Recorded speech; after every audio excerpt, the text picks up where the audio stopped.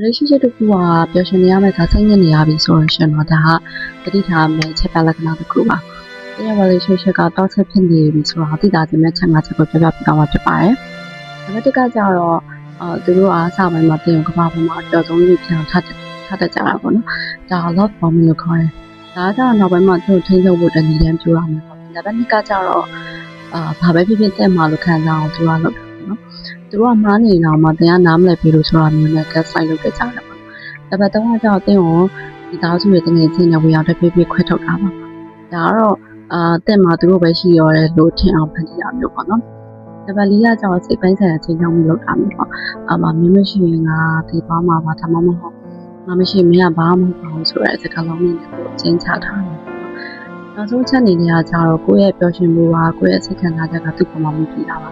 ဒါကတော့ဥမာသူကသူစိတ်မကြည်နေဘူးဆိုရင်ကိုကပါစိတ်ညစ်နေရမျိုးသူစိတ်ကြည်နေမှာကိုကနေရတာစိတ်လက်ပေါက်ပါဆိုတော့ဒီအချက်၅ချက်တည်းကတစ်ချက်နဲ့ကျုံနေရပြီဆိုရှင်တော့ဒီပြန်နေကြမှာချင်းရောက်နေမှာပေါ့ကျွန်တော်တရား toxic relationship ထဲမှာရောက်နေလို့ပြောလို့ရတယ်ပေါ့နော်ဆိုတော့ကျွန်မရဲ့ channel ကနေပြီးတော့မှနောက်ပိုင်း relationship နဲ့ပတ်သက်တဲ့ဗီဒီယိုတွေတင်ပေးတော့မှာဖြစ်လို့ဆက်လက်ပြီးစောင့်ကြည့်နေပါဦးနော်